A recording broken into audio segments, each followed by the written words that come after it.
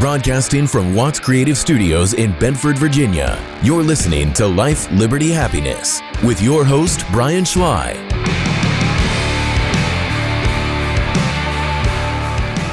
All right, welcome everybody back. It was a little loud, wasn't it there, Woodrow? Sorry about that. I'm still adjusting. Sensitive. But we are back for another action-packed show. Good news is DW is back this week, fresh off vacation. DW. Fresh off vacation. So welcome to the studio there, DW. I think I'd rather be on vacation. Did you get rested up? Yeah, it was a nice trip. Yeah, we went to North Myrtle. Oh, good. Weather was nice. Kickback. Woody's in the studio. Yep, I'm over here. Hey. He never gets a vacation. And then, of course, we have Dr. Bergen. He'll be on with us a little later on. We're excited about that. The new school superintendent here in Bedford County.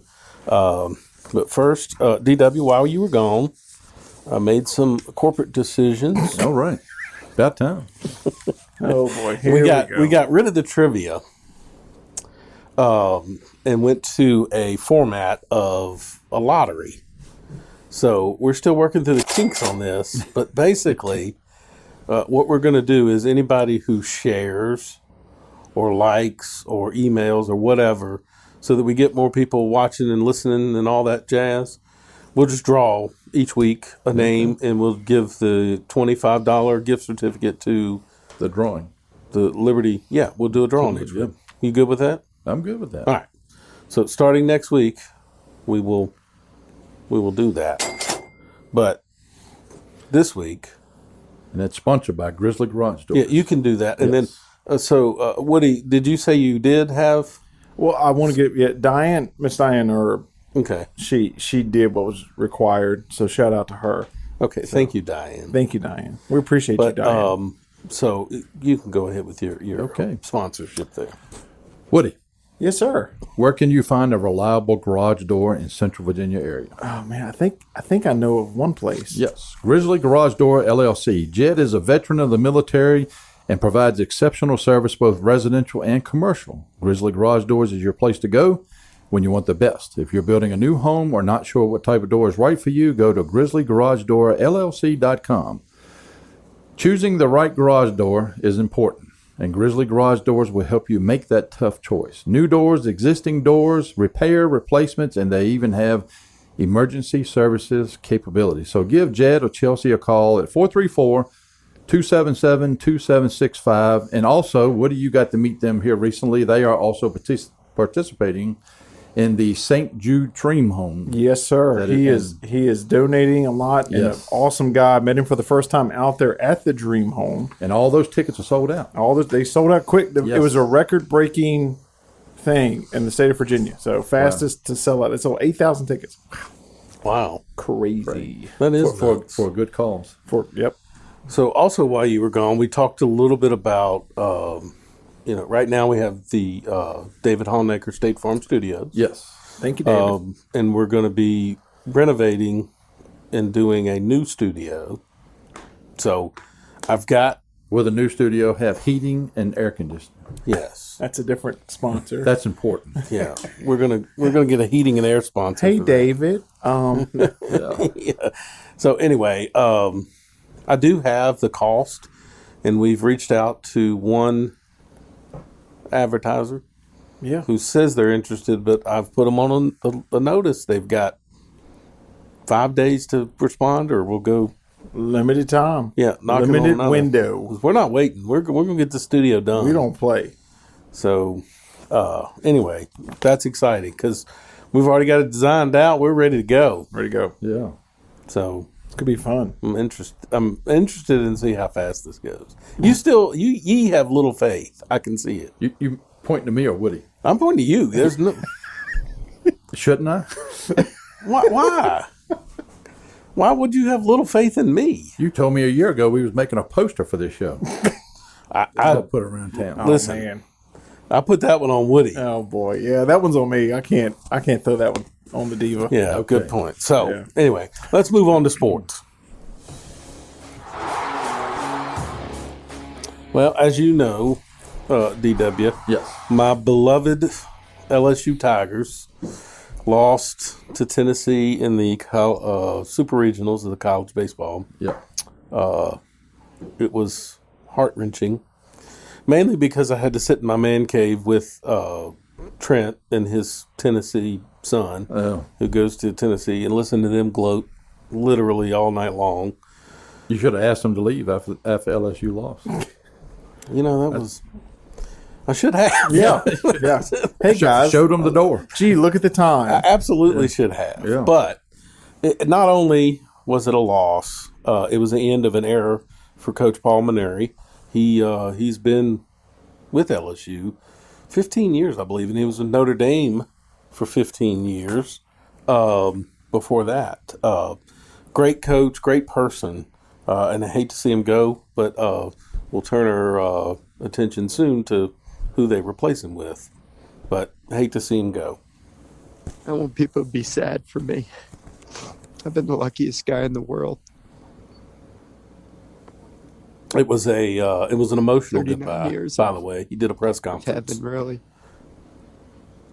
Got to live out a childhood dream. Got to do what I wanted to do with my life. Who could ask for more? So that was Coach Paul Mainieri there in his last presser. It was interesting, DW, a little bit before that, they had to play Oregon. Yeah. And they had lost their first game of that regional, had ended up having to beat Oregon twice. And I remember a press conference he did before the Oregon game.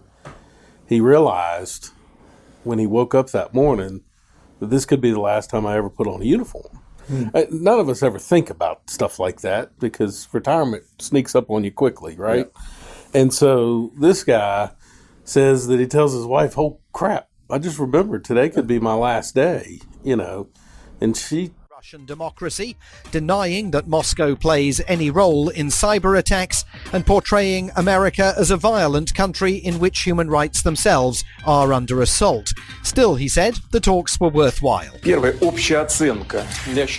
for the first general appraisal, I think there was no hostility, quite the contrary. We don't share the same positions. And go out there and you not either. It's been in Charlotte for years. I think it's the home base of NASCAR. I know Daytona is too, but really you define NASCAR with Charlotte area.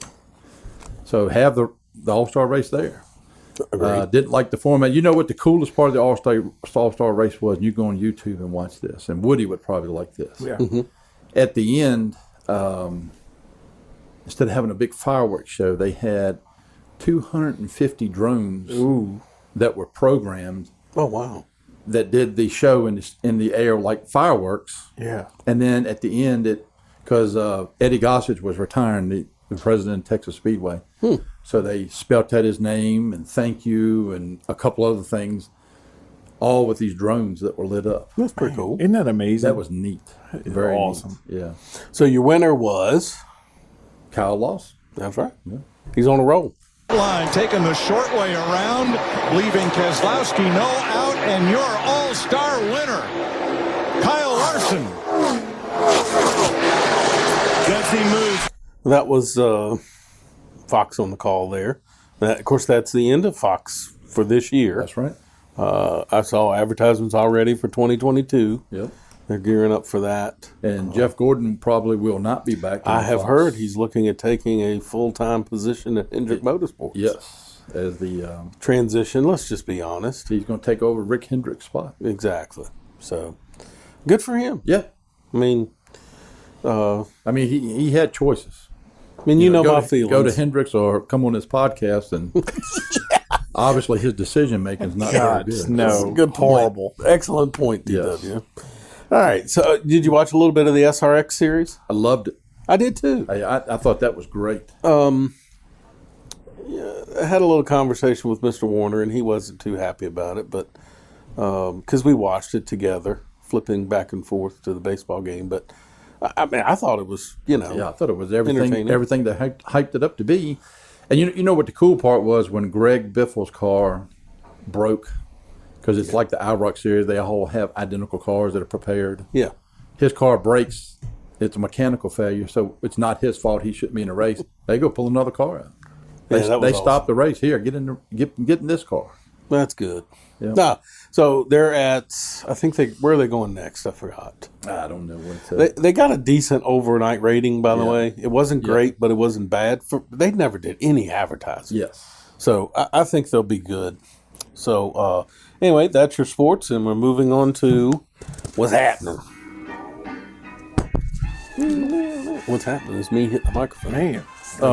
Can we get a new microphone sponsor? Because Brian's over there breaking them. No, would he? Hey.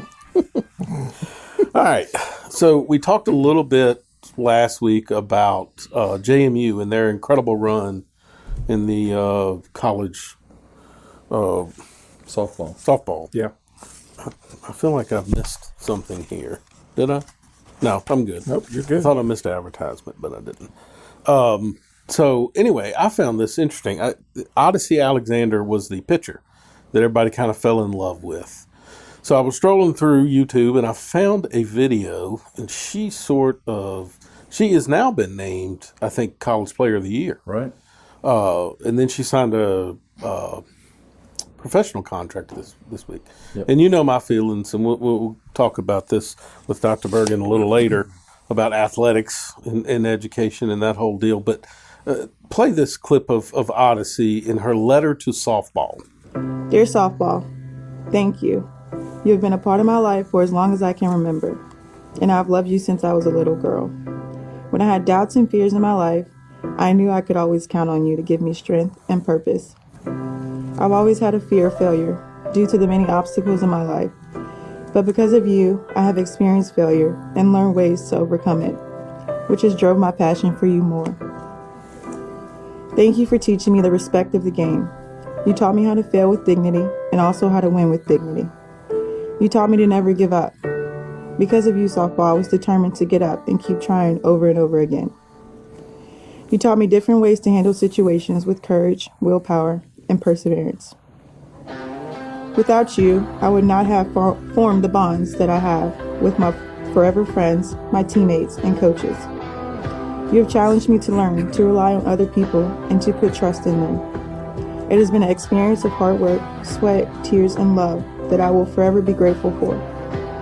Now I can shift those attributes to other areas in my life.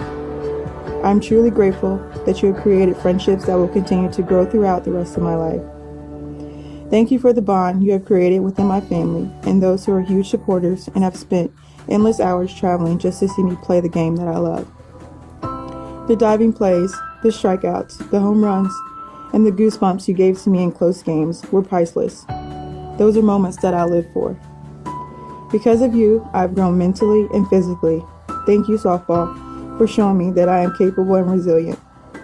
I will forever thank you for the lessons you have taught me. All right, so that was. I thought that was a neat little thing, didn't you, Woody? Mm-hmm. That was good. She is so good. See, I didn't watch any of it. I'm so sorry, and I apologize to them. No, it's That's okay. amazing. Like, that is fantastic. The is, talent, everything on the field. That is she's fantastic. an incredible human being. Yeah. And what she's done for JMU, obviously, the nation kind of knows. I mean, JMU's good in football, and the nation kind of got to know JMU a little bit with football and winning the national championship. Yeah. But this, I think, is a little different. Yeah. It's probably got a different audience, obviously, being a female. But I just, she's a great person, too. I've heard her name on just about every, you know what I mean? Like, you could tell, like, she got picked up on several of the other local radio shows, but even nationally, you just hear her name mentioned, over and over. That's great, though. That's awesome. Yeah, well, good for her. Yep. Yeah. So, in other national news, I ran across this the other day. Did you see where members of Congress are now calling for Justice Breyer to retire? I saw AOC said that she thought it was time, and I would assume this is because Democrats are feeling more pressure to do something because they have not gotten the support for packing the court. So anyway, I didn't know if you had any thoughts on that or what. I've never seen in my lifetime that I've seen, and maybe I've missed it, where members of Congress have asked Supreme Court justices to retire. Typically, once you're in, That's it. It's kind of a life ticket, isn't it? I thought. Yeah, I thought so too. I mean, but maybe I'm wrong. But I saw that, and I found it interesting that there's a group. It's not just her, but there's a group of people calling for him to retire. So we'll see how that plays out. Although I will say this, couldn't find the clip, but Press Secretary Jen Psaki said that President Biden was steadfast in the support of the Supreme Court the way it is. So we'll circle back to it. And yeah, we will circle back to see how that comes out. Yeah. In local news, unfortunately, there was a shooting at the Lynchburg Family Dollar off Fort Avenue. Here's a clip from WSLS Channel 10. A Lynchburg shooting has now turned into a homicide investigation. We've been following this incident since just before 6 tonight when the shooting happened at the Family Dollar on Fort Avenue. The victim has been identified as 23-year-old Erica Jade Boykin. Police have not made any arrests and have not named a suspect, but neighbors say their concern is growing. I was just passing through at the time, and it seems like to me it's just like a lot of senseless shootings going on around here, and they really need to stop, you know, because this is our neighborhood. This is where we live at. This is Lynchburg, Virginia. Police ask if you have any information to give them a call. So lately, I've seen an uptick in crime. We may, I may reach out to Chief. Well, I guess they don't call him Chief there, do you? Zuderman? Captain. Captain. When I knew him, he was Captain. Yeah, he's not. He is Chief now. He's Chief. Yeah, we may reach out to Yeah, Chief because it Zuderman. has been a lot this year. I'll be honest with you. Like we hear it, and we live on the upper end of Vermont near the Baptist Hospital. But the last couple months, we can hear the sirens as they go. It's been way more recently than it ever has been before. So I don't know what people are thinking in Lynchburg. We might have him on and talk about it. Yeah. The sad part about that shooting was that Family Dollar, that store is right across the street from Miller Park. Miller Park, that's right. And there was a Little League game going on at the same time. Good Lord. Come on, y'all. Yeah. Anyway, so I did scroll across. I saw a sign in a restaurant in Lynchburg that read, "Unfortunately, due to staffing shortage, they will be closed." Lots of businesses are having staffing shortages lately. Most believe it's the enhanced unemployment benefits. Scott, things aren't as happy as they used to be down here at the unemployment office. Joblessness is no longer just for philosophy majors. Useful people are starting to feel the pinch. I haven't been able to find a job in 6 years. Huh. And what training do you have? 5 years of modern dance, 6 years of tap. The economic slump began last spring when the So government... that was our in-depth reporter looking so on the scene. That's right. On the scene. Moving on to a funny story. I think you'll find this one funny. I found a article on a cherry spitting contest at a festival. That's right. There's a festival every year in Michigan. Wow, man. Michigan. Oh, of course he would know Michigan. that, DW. So I'm sure one of our council members Have you ever has probably participated in this event. Cherry spitting champion. Or maybe people spitting at. I don't know. So apparently there is a cherry spitting contest. So what do you think was the longest distance? When I read this, I about fell out of my chair. I just saw it. I can't. Oh my God. 93 feet. That's crazy. What? The dude spit a cherry 93 feet. Good gosh. Could you imagine being like close and him doing that though? Now, I did read the rules say that you can puff your cheeks out and pop them, but but still 93 feet. Unreal. Oh, me. So that is your news, and you're up to date. That's all, folks. All right. So our next segment is with our special guest. It is sponsored by State Farm. State Farm, their local agent is David Hallnaker. David does a lot for the show. He's been a longtime sponsor, and we appreciate his help. You can get auto, life, DW. Yep. It's your insurance policy as well. You work with David. Yep. RV. Got my golf cart. Golf cart too? Yeah. Get it, David. David. Yeah. There you go. There you go. So if you need insurance, contact David Hallnaker over at State Farm. He is your local State Farm agent. You can contact him at 540-586-8194, and he's located over there near Walmart. Go in, say hi to Nana. Yep. And the group over there, if all your insurance needs, they will be happy to help you. So, we would like to welcome into the studio Dr. Bergen. Welcome. Thank you. It says here you've got over 30 years of experience, different areas such as chief of staff. Now, how does chief of staff differ than superintendent? Oh, they're pretty close. Okay. Yeah, but you know, those 30 years, there's no cherry spitting. Oh. In those 30 years, I'm just thinking I missed out. Maybe they should have had all the candidates for this job. Whoever can spit the furthest. Yeah. So you came from Moores County public school when you, from there to here? Were you superintendent there? No, sir. No, Moore County is, if you're a golfer, any of your golfers, you know Moore County because that's where Pinehurst number 2 is. Yeah. So, you know, a lot of golf courses down there in Moore County. But I was deputy superintendent down there. Okay. About 10 years back, was there 3 years, and then I went to the beach, Virginia Beach, and was chief of staff, which is pretty similar to deputy superintendent. Gotcha. So about 10 years, you know, in the second chair, if you will. All right. Well, welcome to the show. Discuss a little bit, if you can, how you got involved in the education, and then what motivated you to go further and become a superintendent. Yeah, sure. So you got to go back, you know, a long time. When I graduated from the university, they didn't tell me I was coming into an LSU studio, by the way. Had I known that, I might not have come through the door, but I'm a Notre Dame graduate, and I was an English Lit major, which qualifies you for, you know, basically nothing. I mean, I can write and I can read and I can communicate, but, you know, what do you do with that degree? Right. Did you ever get to meet Rudy when you was there? Yeah, we were roommates. Yeah, Rudy. Yeah. Rudy. Yeah.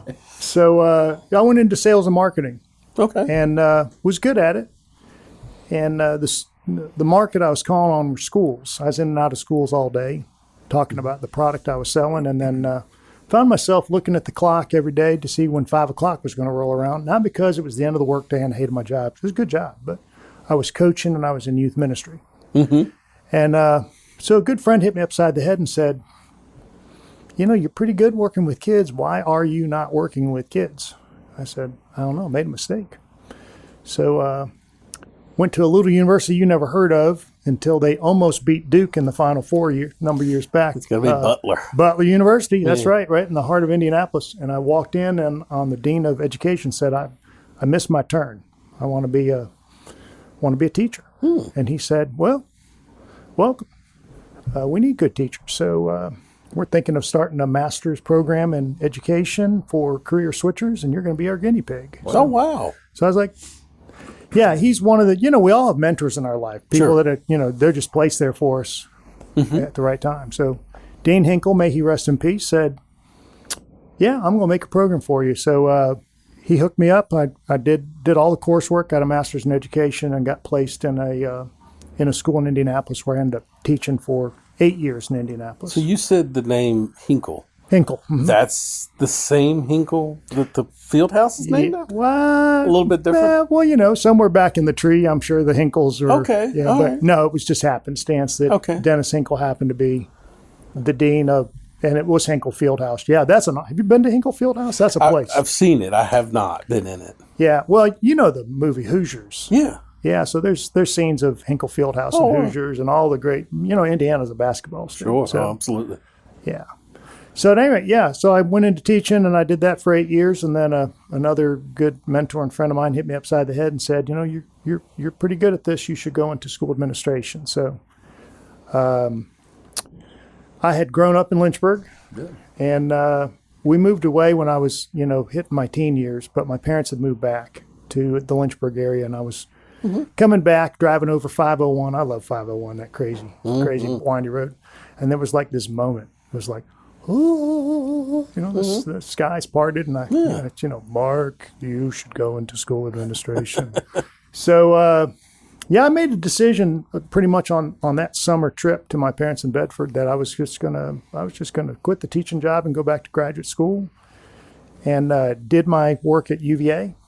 And happenstance, I happened to be a graduate assistant to Kevin Kastner, who was the superintendent of schools for Albemarle County at the time. So I got to really get a look-see at, what does a superintendent do when I was in graduate school, and it put that little idea back in the very far back of my brain. This might be something I might want to do. Okay.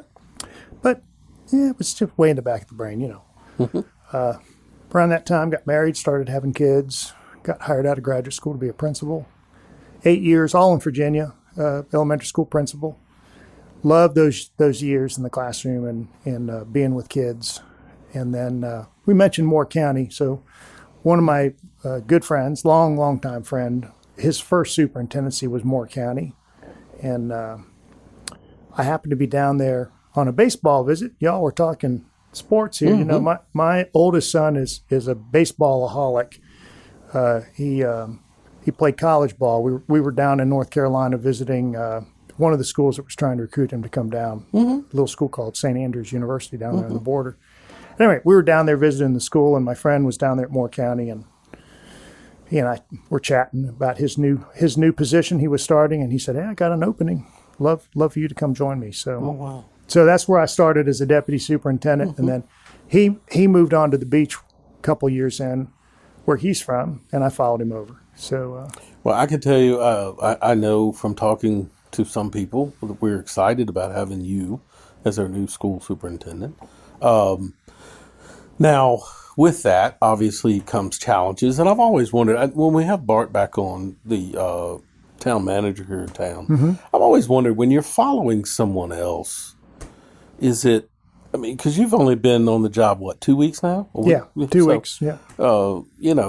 Do you come in knowing there's going to be changes, or do you come in with a fresh look? How do you look at it when you come into a situation where you're the new superintendent of schools of Bedford? Yeah, that's a good question. So I didn't know the previous superintendent personally. Right. Very nice guy. I've chatted with him on the phone a couple times just to, get the lay of the land from his perspective. But Bedford had a fantastic interim superintendent in Julie Rogers for the past 6 months, and she was so helpful to me from the time the board and I talked about my coming here, starting a transition. So I've only been on the job 2 weeks, but I have been driving here for the past, about 3 months. I've been coming, making the 8-hour round trip drive about, 12 times. Sure.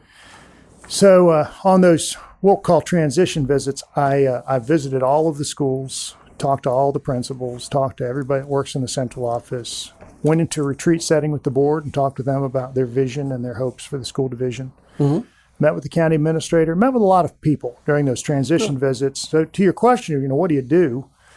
I listen. What are people telling me? Okay. Plus, what am I seeing with my own eyes, with my own 20 years of administrative experience and 30 years of education experience? What do I see compared to other places? And what am I hearing other folks say? And so couple, minor tweaks. Bedford's a great school division. 3 fabulous high schools, long, proud tradition at all 3 schools. People love their schools, as they should. Yes. Anywhere in Bedford. So I'm not looking to turn the world upside down. I'm just looking to tweak on some things and put our central support team in a better position from my vantage point to support our teachers and our students. So the last board meeting, if anybody was paying attention, I asked the board to do some reorganization to put more resources into our central support team on the instruction side to support teachers and kids in the development of curriculum and instruction and analysis of assessment to make sure we're meeting every student's needs. Good.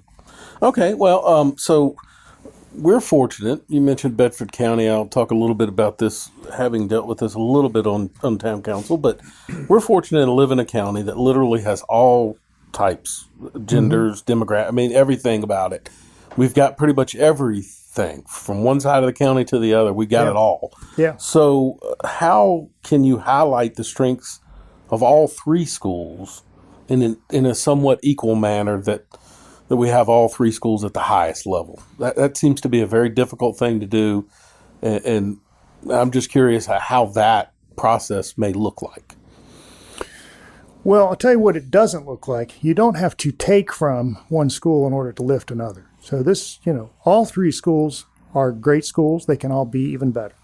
And so we build on the strengths that we have in each school. Okay.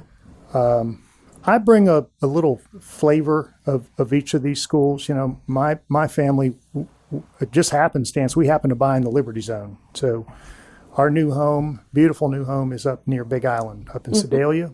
Because we're a 4-H family. So we have a lot of cock-a-doodle-doo in the backyard and, you know, horses, goats, ducks, geese, chickens, dogs, cats, birds, bunnies. You know, it's a whole petting zoo going on. And plus we're, you know, an athletic family. I told you my oldest son is a baseball player, so we're all about baseball and sports. So, you know, we in Bedford, there's proud athletic traditions and there's proud agricultural FFA 4-H traditions. And I've experienced both those as a father and, you know, as a family. But yeah, 3 great schools. Here's really what I want to bring to Bedford or build on in Bedford is when you graduate from a Bedford high school, you graduate from Bedford County. We have 3 fine high schools. We should celebrate the successes of all of our high schools. So this isn't a competition like one school's better than another. Sure. Bedford County is a great place to live and raise a family. Yeah. Wherever you live, your child has great educational opportunity. It's really what I want to build on. No, that's great. And so you kind of led me into my next question. I mean, obviously, I'm not an educator. I do come from the athletic side. I see the impacts that coaches have on young lives in education. So, you know, I've noted, you know, I've watched school budgets. I've watched them debate, you know, new ways to teach, new ways to learn. I've watched them spend millions of dollars over years of trying things. When you have something, and again, I'm coming at this from an athletic side, not an education side.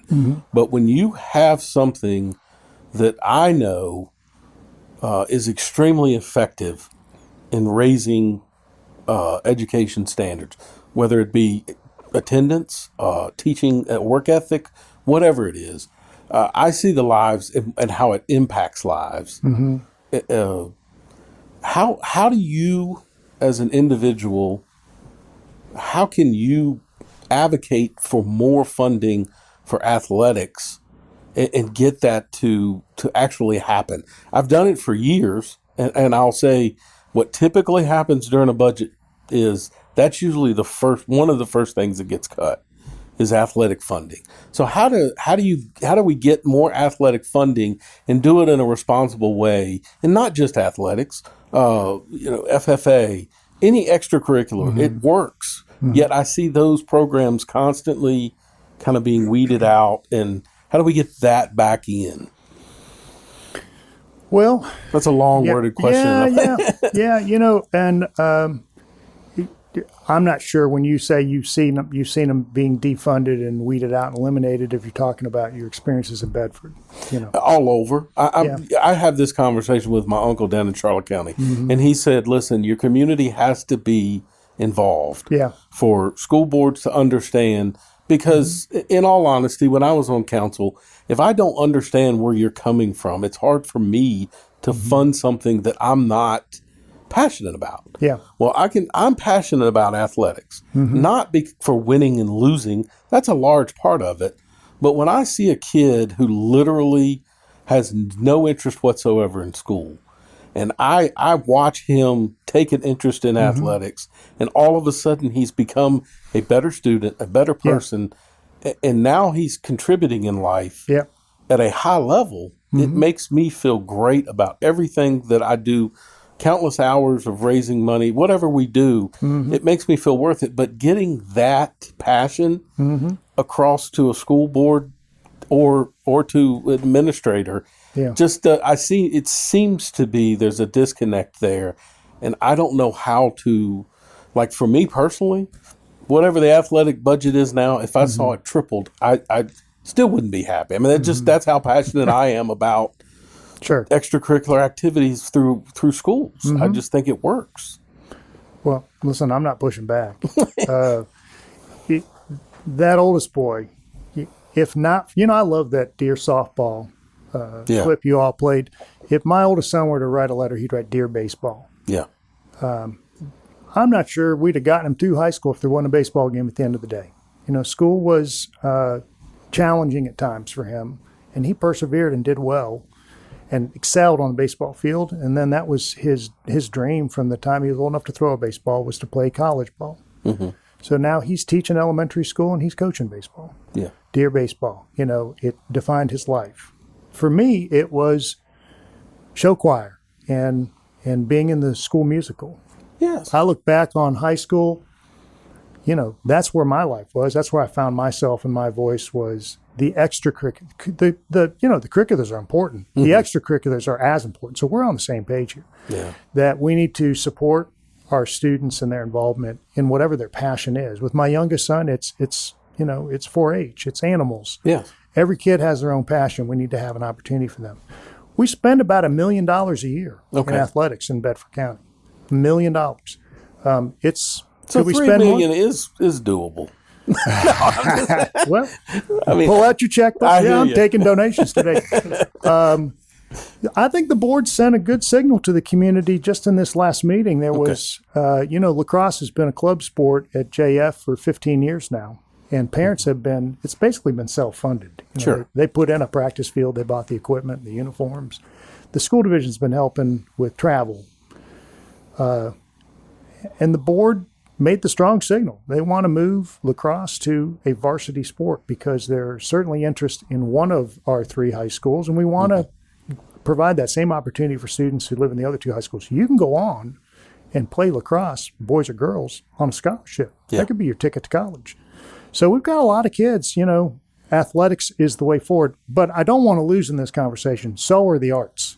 Correct. And, taking care of auditoriums and making sure that we have marching bands. Yes. And that it starts in exploratory and elementary school, and we build those programs in middle school. Mm-hmm. And then we have high-functioning extracurricular activities available for kids in high school. Yeah.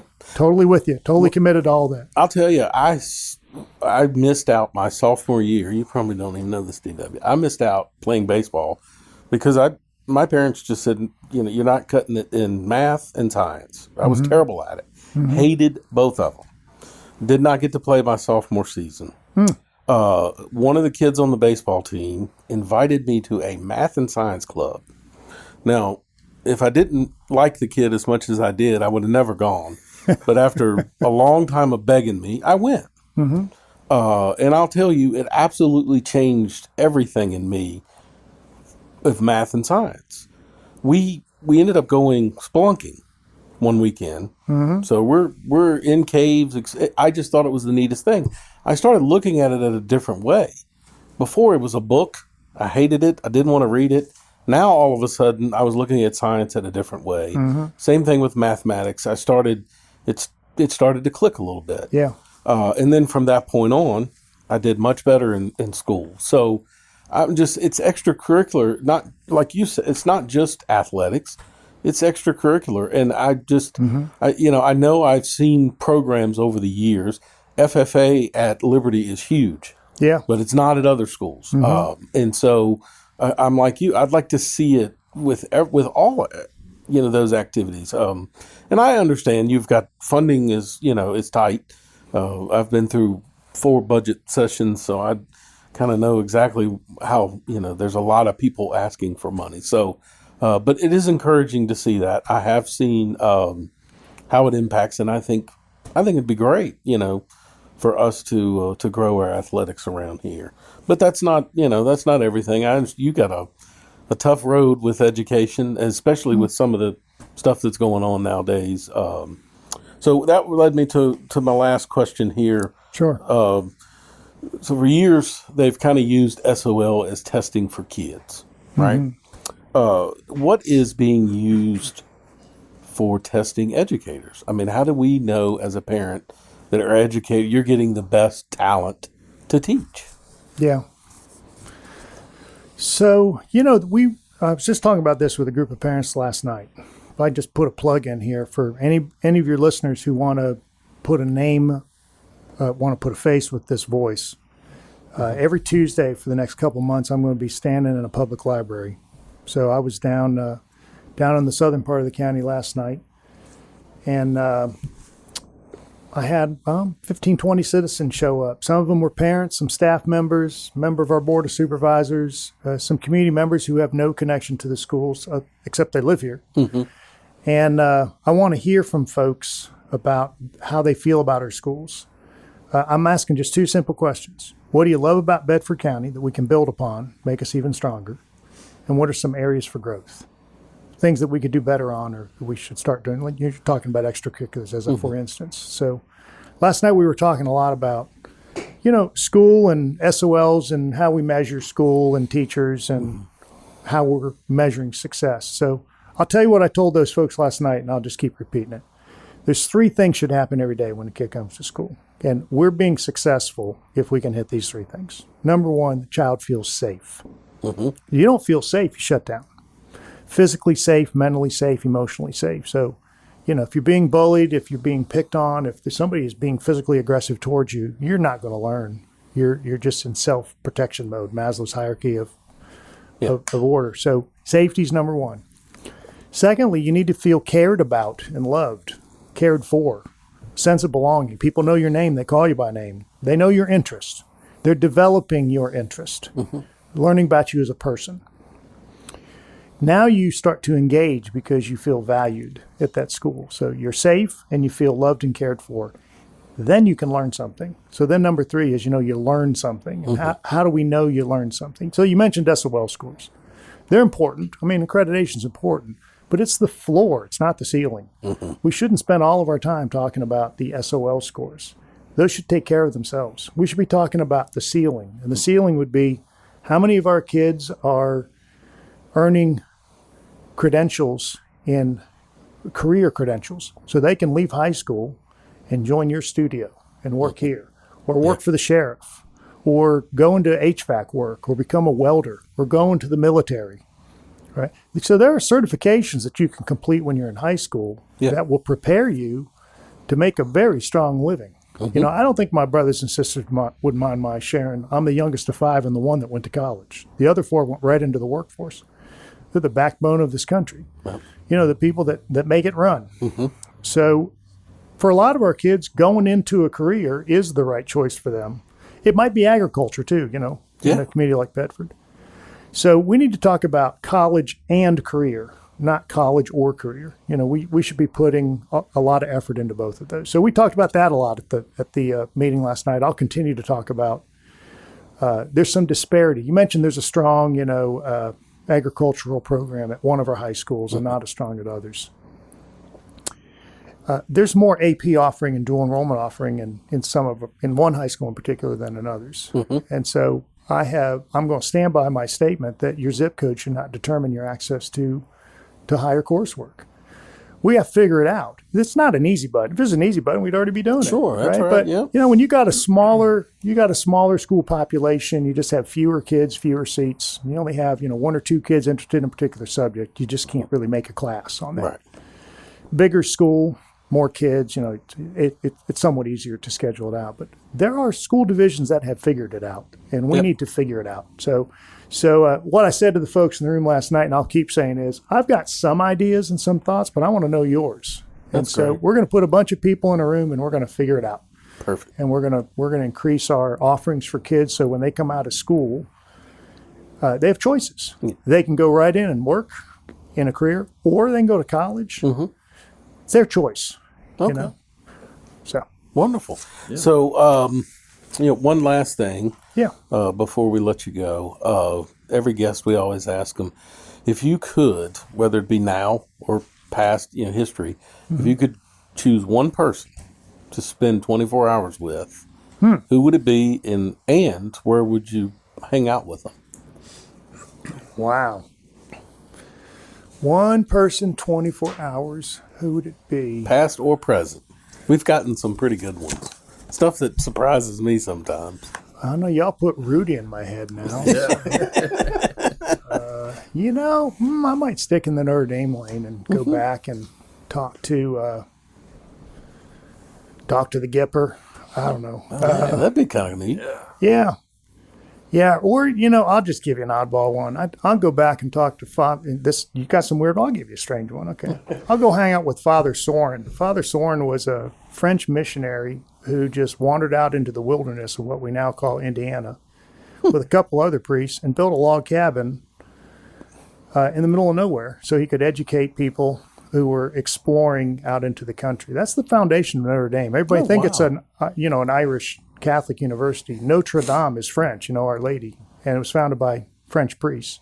And then, fast forward 150 years later, the Irish Catholics moved into the Chicago area and sent their kids off to Notre Dame to learn. And there was this influx of Catholics, and that's really where the Fighting Irish come from. But I don't know. I don't know why that popped into my head. I go hang out with Father Soren, in the middle of the wilderness. Or somebody like that who's just adventurous, who's just going to go and see a problem and invest themselves to figure it out. And that's great. Risk life and reputation to make it happen. Well, we're certainly excited and happy to have you here in Bedford. Absolutely. And hopefully you'll come back and join us in the future. Yeah, happy to. And you're welcome to hang out, after the show. But again, and you say every Tuesday? Yeah, if you just go to the Bedford website, they're right there on the front page. Perfect. And there's 6 public libraries in the county, so I want to make it convenient for people. So they're all 5:30 to 7. They're all Tuesdays. The only Tuesday we're taking off is the 4th of July Tuesday. Okay. All right. Other than that, look forward to seeing anybody, whether you have a kid in school or a grandchild in school, doesn't matter. You live here, you have an interest in our schools. Come on out. I'd love to meet you and hear your thoughts. Thank you again, Dr. Bergen on Life, Liberty, Happiness. Appreciate it. DW? Yep. First of all, before I get to my segment, I want to say how impressed I am with you. Well, thanks, DW. Yeah. And you have earned more respect from me in the last 45 minutes with yourself than other people in your organization in the last 10 years. But I'll leave it at that. So. All right, Woody. So we got Did You Know segment coming up, brought to you by CNS Business Services. Most small businesses spend a majority of their time making sure they are getting the work done on time, the quality, and keeping their customers happy. The last thing they want to do is spend hours working on payroll, figuring out what invoices have been paid, what hasn't been paid, and so forth. Well, I'm here to tell you, CNS Business Services can help you with all that. Just give Susan or Charlene a call. Go meet with them. They'll lay out a plan that's affordable for you. And if Brian Sly can afford it, everybody else can, because he's the tightest person we know. That's the truth. Yeah. Brian has wasted lots of money over the years thinking about how he can handle it. Yes, tons. I did until I switched. He finally made that switch. So give him a call, 540-586-1120. Go to the website, csbusinessservices.com. Tell him you heard about it from me, DW, and how tight Brian was, and it made it work for him. They will enjoy your free time and stress-free living. Don't wait. Give them a call, 540-586-1120, or again, visit csbusinessservices.com. All right, so I'm going to give you some weird facts about Virginia. Talk about so. Did you know that Virginia accounts that 1 out of every 10 license plates are vanity plates? In Virginia. It's gotten that high? Yes. Yep. With more than 1.2 million registered personalized plates in Virginia. There is more vanity plates than there are people in the state of Rhode Island. That's about right. I know I got like 2. But that's probably a nice revenue getter there. Yeah. It's like, what, $75? That's ridiculously high. Yeah. You know what mine was? What? When I was a teenager, in my 20s. Fluffy? Oh. No, it was the number 2, and then it was SLY, the number 4, and the letter U. 2 Sloffer. Oh, gosh. Oh, that's kind of cool. That's kind of good, though. And your wife still married? No, I had a 78 Camaro. Oh, gosh. Sure did. 2 Sloffer U. Wow. Yeah, as you were. Yeah. Did you know that Virginia handles 70% of the world's internet traffic? What? Yes. No, I did not know that. I did not know that. It is known as the Silicon Valley of the East. Over half of the world's internet traffic goes through one data center in Loudoun County. Wow. Really? Yeah. Wow. Man. Did not know that. Yep. I didn't either until I looked it up. So makes you feel any better. Nobody knows. Virginia was the site of more Civil War battles than any other state. Sure. I can with more than 120 major battles being fought here. That's an average of one battle every 12 days. Wow. Yeah, and that's not counting any skirmishes or other military engagements. They saw 123 major battles during the war, including the first one at Bull Run and the last one at Appomattox for the surrender. That's crazy. Wow. Crazy. Pentagon. You know much about the Pentagon? Either one of you? Been to the Pentagon Mall? No, that's not much. Crystal City. It's the largest office building in the world. Has twice the office space of the Empire State Building. With over 5 million square feet. God, I can't even think about that. Like it's possible to get across the entire building in under 10 minutes, but only if you take shortcuts and ride a scooter. Then you have high clearance. Yeah, and have higher clearance. Yeah, Brian would have that higher clearance. Yeah, he's too sly for you. And you can ride that scooter to do that in an average top speed of 3 miles per hour. Gosh. Yeah. It also has 68,000 miles of internal data cable and telephone lines. That's enough phone line to stretch from Florida to Washington State 22 times. God, good Lord. That's crazy. And also, Virginia has some of the toughest traffic laws. I hope you hadn't seen none of that in your 12 trips up here. Nope.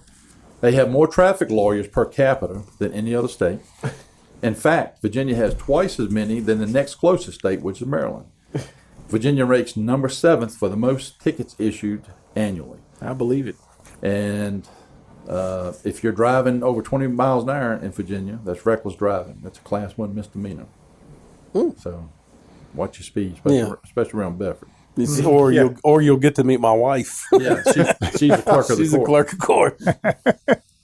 Lee County. You know where Lee County is? I do. That's my mom was born and raised. Right at the tip of the Virginia, on that little, right down there by Tennessee. Yeah.